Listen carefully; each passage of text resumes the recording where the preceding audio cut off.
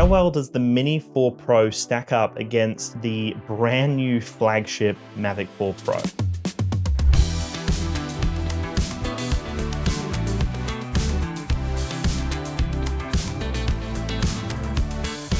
What's going on, guys? My name is Dan Davis and I'm the creative director here on DansTube.TV, which is Australia's #1 drone YouTube channel. And today I'm putting DJI's flagship mini drone head to head with their flagship premium drone. So how does the Mini 4 Pro stack up against the Mavic 4 Pro? The first thing to be aware of is that both drones are phenomenal. Regardless of which one you have or want to get, they're both great drones. You're going to be happy with them. They have a lot of impressive features. The camera quality is great, battery life's great, and they both have obstacle avoidance, which is omnidirectional obstacle avoidance, meaning it can avoid obstacles in any direction. But as you can see, the footprint between these two drones is drastically different. You could probably fit two, maybe three, no, probably two. Let's go with two Mini 4 Pros into a Mavic 4 Pro. Now, the Mavic 4 Pro does have a triple camera system. So immediately straight off the bat, it has a lot more going on for it. And it also can capture 6K up to 60 frames per second HDR video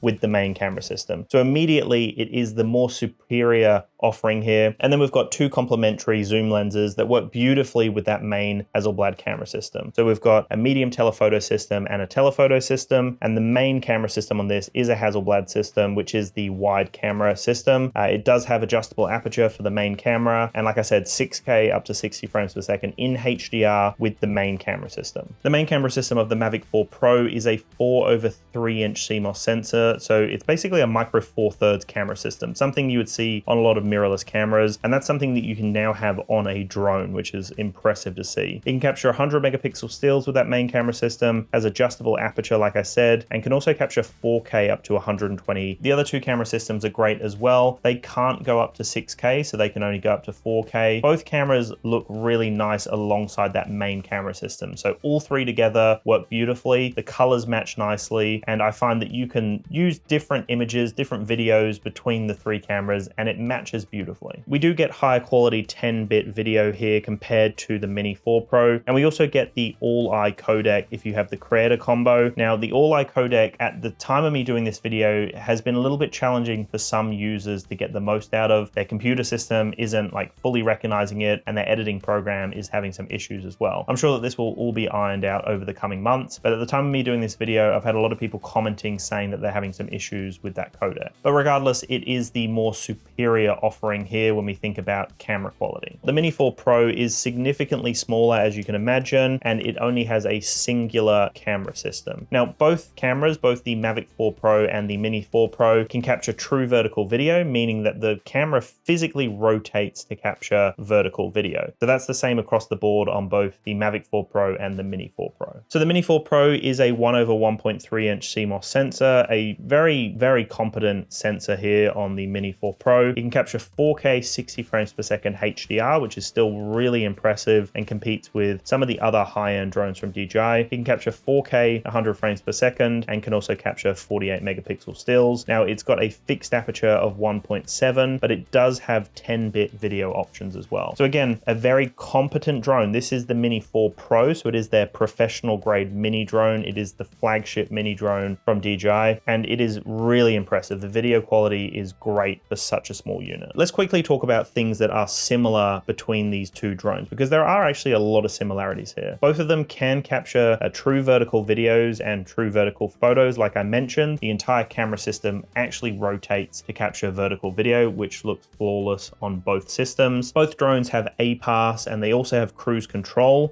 They both have omnidirectional obstacle avoidance, although the Mavic 4 Pro is more advanced, which I'll get into a little later. Both of them have Active Track 360, which was originally released on the Mini 4 Pro, but then had some improvements with the Mavic 4 Pro when it comes to tracking vehicles. But they both have a very similar offering when it comes to Active Track 360 or 360 degrees. Both drones have waypoints as well, so some premium features here on that mini drone. And many of the other modes and features are similar. Like both of them have master shots mode. They both have hyperlapse. They both have a lot of the same quick shot modes, and it's quite similar across the board with the offerings here. And also both of them can use the brand new RC Pro 2 controller. So that means means that if you do own the Mini 4 Pro, you can get yourself a big upgrade by getting the RC Pro 2 controller. So you might not even be in the market for the Mavic 4 Pro, but it is well worth getting that upgrade. When you think about it, the drone is away from you the entire time you're interfacing with the controller. So that is the entire experience of flying a drone. And so if that controller experience is improved, it actually feels like a whole new drone. So using the Mini 4 Pro with the new controller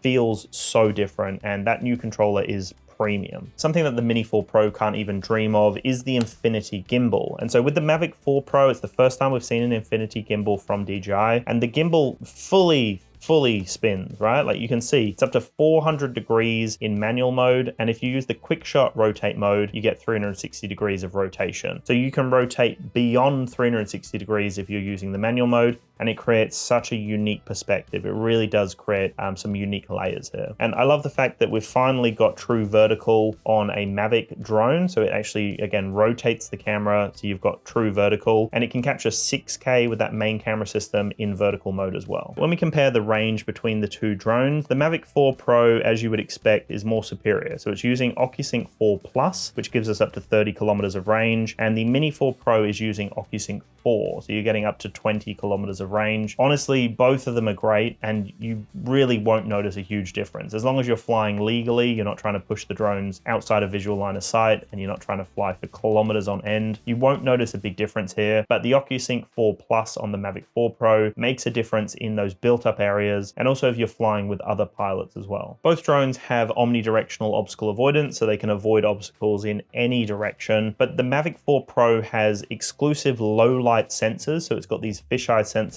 on top and underneath, and they allow that omnidirectional obstacle avoidance, but they are low light sensors, meaning that they can pick up those lower light scenarios. And there's also a LiDAR sensor on the front arm of the Mavic 4 Pro. So again, ultimate low light, they call it nightscape omnidirectional obstacle avoidance. So that is a huge leg up over the Mini 4 Pro, especially if you're flying in those scenarios like after a sunset. So the sun's gone down, you're returning the drone back. That is where it's going to make a big difference with the Mavic 4 Pro. And also if you've got your license and you get permits to fly at night as well, perfect example where you would get Mavic 4 Pro over the Mini 4 Pro. If you are wanting to get yourself a brand new drone, maybe another camera or some accessories for the tech you've already got, then make sure to check out the D1 store. I've helped Australians save over $70,000 on their purchases. So all you got to do is mention DansTube when you're in store. If you go into one of their stores, just mention DansTube and they'll help you with the best deal they can possible. Or you can reach out to them directly, sales@d1store.com.au. Again, mention DansTube and they will help you out with the deal. You can let them know what you're looking for if you want a few different things.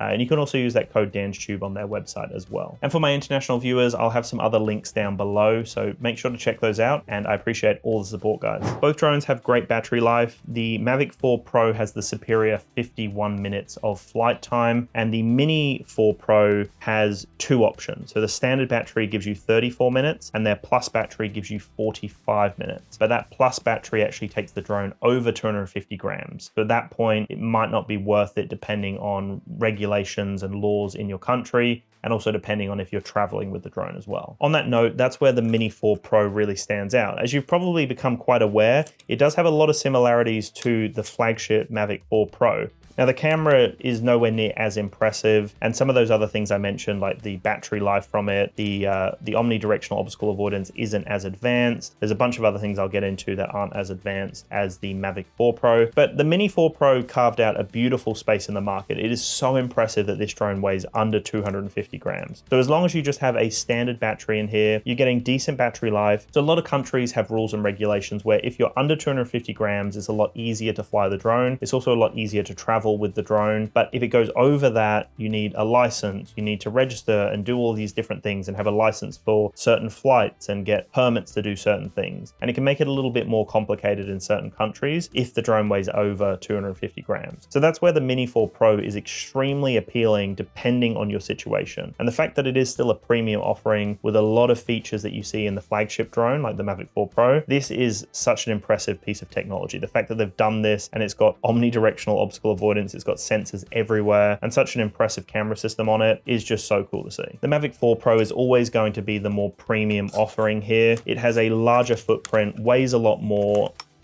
and also has such a unique triple camera system. I love how it automatically powers on straight when you unfold it like that, and that's the same with the new controller as well. But you can see the footprint of it is very large. That's it folded out, and I'll just show you the Mini 4 Pro. So this is the Mini 4 Pro here. It does not power on when you fold it out, but if we look at them side by side, you can see there is a big difference here. So the Mini 4 Pro, such a small, compact little drone, and then the Mavic 4 Pro, which is the beast here. They both fold and they both have a really nice footprint to them, but you can see the difference in size here. It's just significantly larger and heavier with the Mavic 4 Pro. The Mavic 4 Pro also has superior wind resistance, so it does have a level 6 wind resistance, where the Mini 4 Pro has a level 5 wind resistance. So I am actually about to do another test with the Mini 4 Pro with the leaf blower, but I recently did the test with the Mavic 4 Pro and the leaf blower, and it didn't even move. I'm like hitting it from all angles, all directions, doing sweeping motions, anything you can imagine. It was already a windy day, and the Mavic 4 Pro just didn't even budge. So the Mini 4 Pro, I'm sure, will do a great job, but considering it has a level 5 as opposed to a level 6 wind rating, it might struggle a little more when I do that leaf blower test. So stay tuned for that, because that is the most highly requested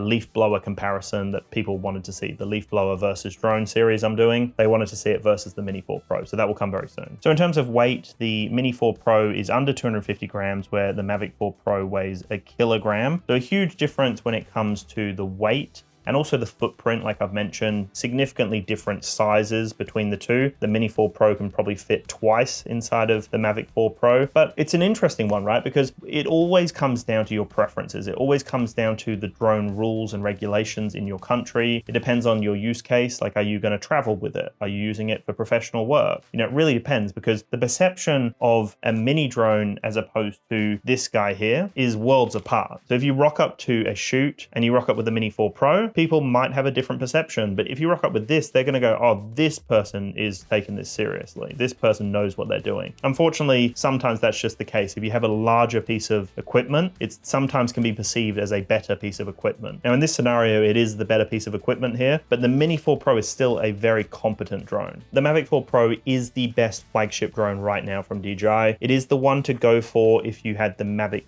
3 Pro and you want to upgrade. It's 100% the one to go for. If you're taking your stuff seriously, like let's say you've got a mini drone, but you recently got a job doing like real estate videography work, or maybe you're doing some other work for another company and they want you to do some inspections, or they want you to capture some video, some aerial video or photo, making sure that you've got the best of the best can definitely future-proof your purchase. Something like this is going to have a bunch of quality of life improvements, and it's going to be relevant for many years to come, right? Until the next iteration of it, if the Mavic 5 Pro comes out in however many years from now, this is still going to be relevant, and even potentially still going to be relevant beyond the release of the next couple of flagship drones, purely because it is like such a marvel of technology. There's so much beautiful technology in here that makes it worthwhile. You've got a larger battery system that gives you improved battery life. You've got significantly better range, a triple camera system that is a huge improvement, like 6K, 60 FPS. HDR is just such a leap forward. That Nightscape omnidirectional obstacle avoidance is great. We've obviously got the Infinity Gimbal, which adds a whole new creative element. There's more tilt range as well from this guy. So we've got 70 degrees of tilt,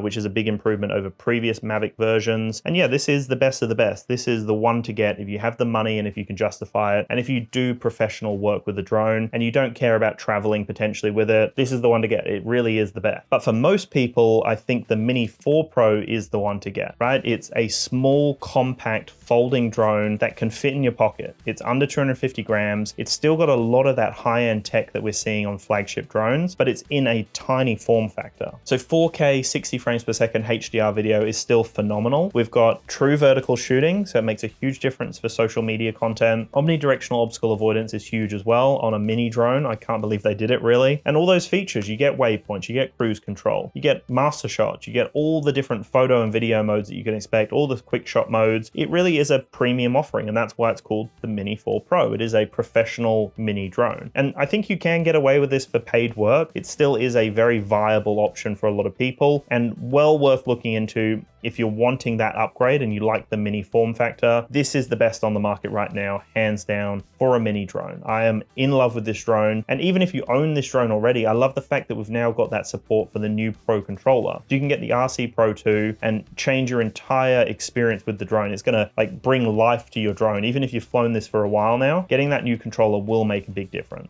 As always with these comparison videos, it depends on what your needs are, but I think for most people, for the average consumer, the Mini 4 Pro makes the most sense. And then for the professional consumers out there, people who are actually getting paid to do video work with their drone, the Mavic 4 Pro is the one to get. And I think it's worth upgrading over the Mavic 3 Pro, to be honest with you. There have been some big improvements here, and I can definitely see a lot of quality of life updates, as always, that will be coming out very soon, hopefully, for the Mavic 4 Pro. So keep that in mind. I think it's worthwhile getting one or the other, depending on your use case scenario, and you're gonna love either one. So check it out, let me know what your thoughts are, and I'll chat to you very soon.